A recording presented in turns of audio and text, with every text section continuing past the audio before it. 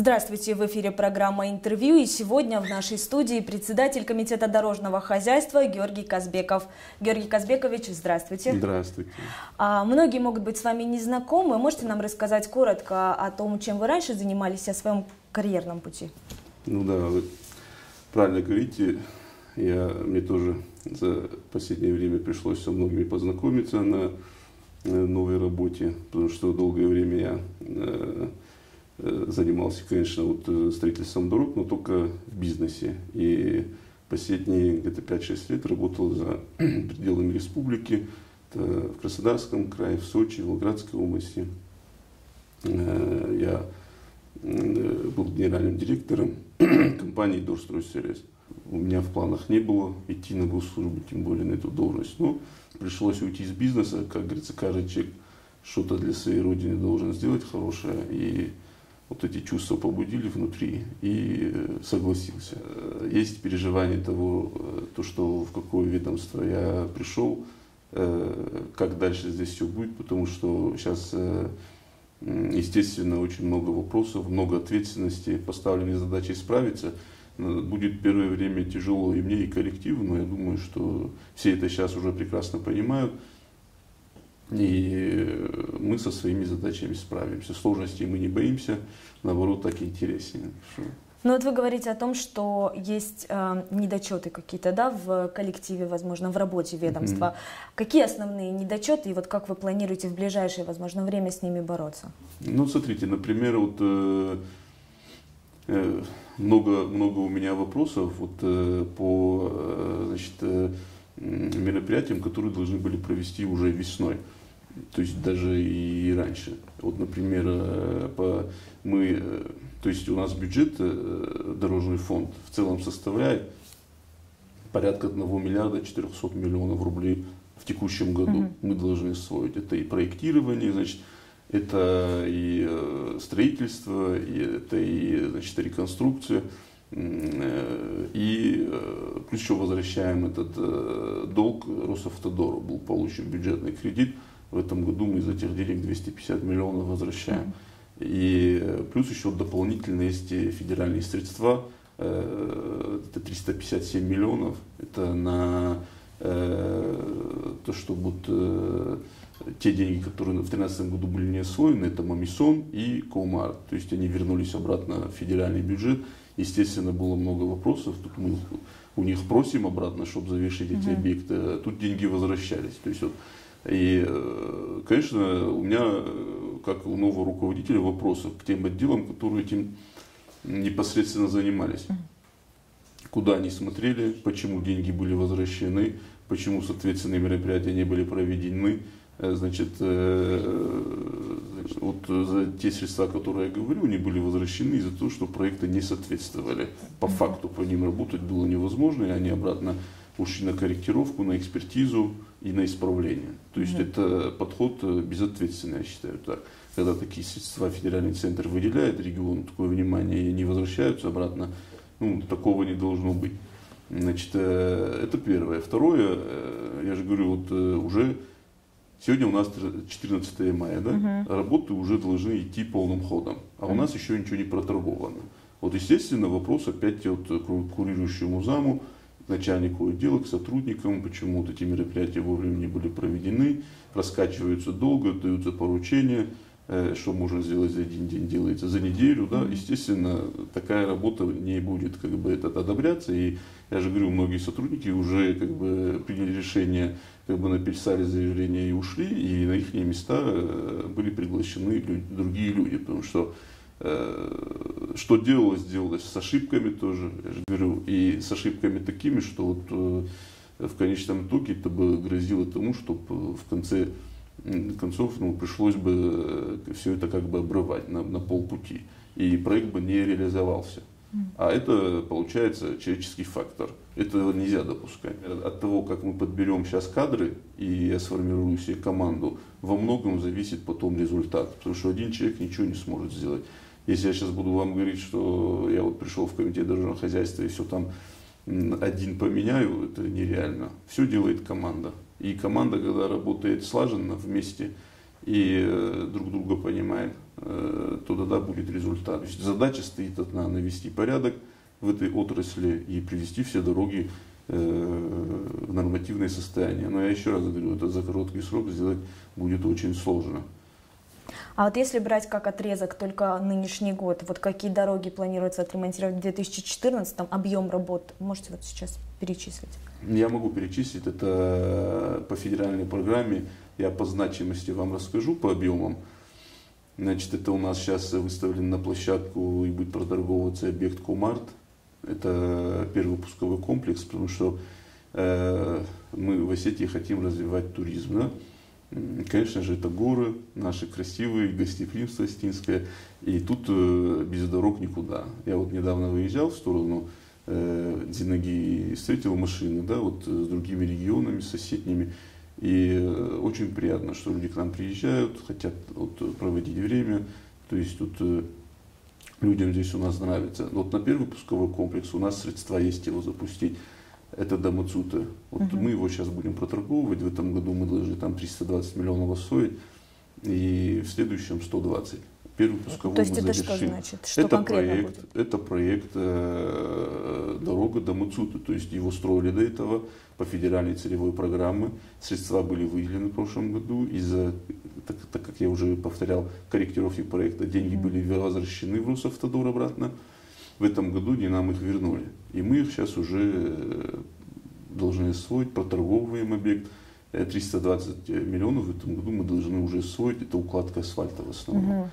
То есть мы можем уже смело утверждать, что где-то к середине 2015 года у нас до Мацута уже будет капитальная дорога. Дальше над вторым и третьим пусковым комплексом мы работаем. Второй по значимости объект — это Дигара-Ардон. Дорога находится в ужасном состоянии. Мост там аварийный. Уже 2 года назад была очень неприятная ситуация во время паводков, когда пришлось движение там остановить по вот этой дорожной сети и пустили его через Николаевскую, Красногор. И как-то его привели пока в порядок, но его надо уже реконструировать. Временный мост там стоит объездной. То есть вот этот объект тоже, я думаю, в конце месяца уже мы приступим к работам, подрядчик определится. Следующий объект — это Дигара Николаевская, Ильхотова. Ну, это объект так называется, а на самом деле это отрезок участка 7 километров от Дигары до Николаевской. Дорога тоже очень в таком вот плачевном состоянии. И там как бы вот было принято решение вот отремонтировать его полностью в этом году. Хотели его поэтапно по 2 километра делать, но мы приняли такое решение, все-таки, если мы что-то делаем, должны делать так, чтобы не возвращаться как минимум лет 10. Проектировать мы тоже хотим уже, естественно, не так, как раньше было, а уже будем как бы требованиям вставлять проектировщикам, чтобы они включали новые технологии, чтобы они применялись у нас в республике. Значит, ну, конечно же, уже 21 век, надо строить по-новому. Вот касаемо новых технологий, какие новые технологии применяются вот при строительстве дорог в Северной Осетии, и все ли они могут прижиться здесь? Просто мы помним неудачный опыт недавний. Нет, вы знаете, все они могут прижиться, потому что у нас климат достаточно такой благоприятный, и не прижиться они не могут. Эти новые технологии, они, вот, например, я могу сказать про тип асфальта, да, ШМА.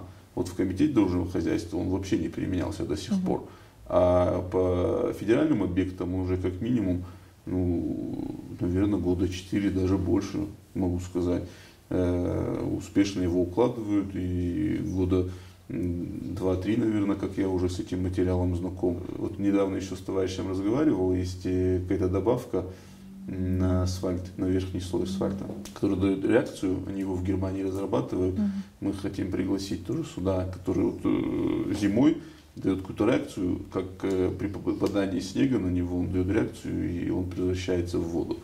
То есть, чтобы ну, тоже, ну, я же говорю, надо работать, это уже на стадии проекта надо делать. Сейчас говорить про это рано, потому что нам пока надо в текущем году справиться вот с теми огромными проблемами, которые есть. А потом уже параллельно вот будем думать за новые технологии. Я же говорю, но То, что они будут применяться, это однозначно. Ну, мы помним, как использовались новые технологии на трассе Владикавказ-Алагир, и к чему это в итоге привело. А что делать, чтобы вот такого не повторилось, и почему это было вообще? Нет, вы знаете, это не совсем правильно. Вот это федеральная дорога, это комитет дорожного хозяйства отношения не имеет никакого, но подрядная организация чуть не рассчитала температурные условия. Там должна быть, это тоже как бы, да, новые технологии, это поверхностная обработка, но если его сделать качественно и правильно, во-первых, дает хорошее сцепление, то есть в плане безопасности дорожного движения, и плюс еще сохраняет верхний слой покрытия дороги. Просто им не повезло с погодой.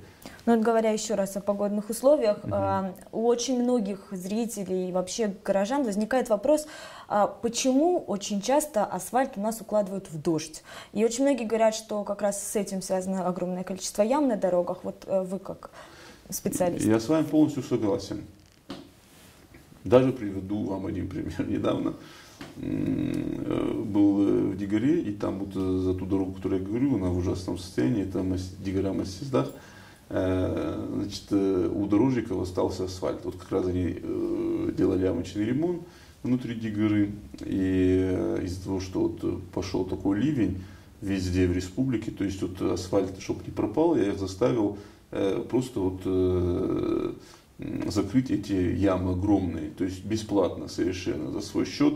То есть они лужу выгребали и заливали вот это, чтобы говорю, ну, не произошло там какое-то ДТП, да, я говорю, через месяц мы начнем реконструкцию делать, но для того, чтобы как-то облегчить людям, вот просто вот, я говорю, вот, чтобы асфальт не выкинули, заделайте вот эти ямы. И что вы думаете, люди останавливались, они начали их упрекать, они им объясняют, что это делается временно, это бесплатно. То есть вот, я, естественно, такие работы не одобряю никак, они приниматься комитетом не будут. Более того, я вам могу сказать, что одна организация выполнила вот эти работы и выполнила их некачественно, мы у него ничего не приняли. То есть, если дорога, построенная подрядчиком, не соответствует нормативам, комитет может просто не принять ее, и подрядчик обязан ее переделать по закону? Вы знаете, как то, что может, мы не должны его принимать. Если работа выполнена некачественно, у нас есть подрядные организации, которые осуществляют контроль качества лаборатории. И вот пока они не дадут соответствующее заключение, то есть к исполнительной документации прикладывается вот этот лист, их бумага, где уже они берут на себя ответственность. То есть если некачественную работу не принимают, они уже согласно контракту, который у нас вот с ними, то есть вот, уже тогда спрос будет с них. А есть какой-то гарантийный срок, вот, в течение которого комитет может предъявить претензии? Конечно. А это сколько? Ну, смотрите, на реконструкцию 12 лет, на капитальный ремонт, это, я говорю сейчас за дорожное полотно, за асфальт, вот, например, на капитальный ремонт у нас 5 лет гарантии на верхний слой асфальта. То есть в течение 5 лет, если дорожное покрытие разрушается, даже хоть одна ямка там появляется, подрядчик обязан за свой счет туда приехать и устранить вот эти неполадки. Мы ему составляем акт, указываем на те, значит, изъяны, которые мы там находим, и он обязан на это реагировать. Мы знаем о том, что дорога, часть дороги от Владикавказа до Моздока, она разрушена. И мы знаем, что вы встречались с коллегами из Кабардино-Балкарии, и этот вопрос, принято решение решать этот вопрос совместно. Вот как проходит, как она будет? Ну, вы знаете, Анна, это не совместно, это ихняя территория. И получается, что если ехать от Владикавказа до Моздока, то половина пути у нас, получается, мы едем по дороге Кабардино-Балкарии. Им эта дорога, скажу вам по секрету, не нужна, потому что в основном она соединяет, так вот, ну, у них там до Курпа есть нормальная дорога, более-менее, дальше уже она идет до границы Северной Осетии, и она нужна больше нам. Но мы с такой просьбой с главой Моздокского района, с Володей Рубаевым, обратились к министру транспорта дорог Кабардино-Балкарии. Мы к нему приехали туда, в Нальчик, поговорили, свою проблему обозначили. Значит, он наш вопрос, нашу просьбу услышал. Через 3 дня он приехал на объект, провели там совещание, и он был со своими заместителями, где он им дал поручение. Там был какой-то проект, и довести его до ума, до конца, и проторговать быстрее, и в этом году начать. И он нам обещал до конца 2015 года от Терека до Моздокского района, до нашей границы Республики Северной Осетии, 26 километров. И отремонтировать его, и реконструировать. Георгий Казбекович, вот буквально за несколько дней до этого интервью мы предложили нашим зрителям задать вопросы, присылать их нам. И в частности, наших зрителей интересует, кто заведует дорогами в районных центрах и как финансируется их ремонт. Ну, значит, смотрите, вот у нас Дорожный фонд 1,4, помимо этого федеральный центр дает казначейству денег вот, дополнительно, то есть у нас 1,4 формируется еще из налога, из транспортного налога, да, а вот непосредственно Дорожный фонд, он 1 280 000 000, если я не ошибаюсь. Вот как раз 10%, так вот 128 миллионов, федеральный центр дает напрямую казначейству. Они даже в Минфин не попадают, не к нам. И напрямую распределяются по районам. И уже главы района, соответственно, необходимые мероприятия проводят согласно ФЗ-44, определяются эти подрядчики, которые выполняют эти работы, и принимают их тоже районы. То есть ответственные муниципалитеты? Соответственные главы муниципальных образований. Мы со своей стороны, ну да, можем осуществлять какой-то контроль, но не можем как бы на это столько влиять. Говорить им, вот вы пока здесь построите, потом там и строите. Там вот, то есть вы можете рекомендовать, но не приказывать? Мы можем рекомендовать, но не контролировать. Следующий вопрос. Почему толщина асфальта, который кладут с ЦКБ до Китайского круга, меньше 2 сантиметров? Ну, тут опять-таки вопрос КМС. Ну, не подумайте, что я от себя отвожу этот вопрос, но это не строит наш комитет. Это строит, это дорога в ведении администрации города Владикавказа. У них есть свой отдел. Значит, благоустройство, я там ребят знаю, обязательно задам им этот вопрос, чтобы они обратили на это внимание. Я думаю, что люди там работают толковые, они, я думаю, в курсе тогда, если там некачественно ведутся работы, естественно, я их попрошу, чтобы они обратили на это внимание. Еще вопрос. В чьей компетенции находится ремонт дорожного полотна путепроводов?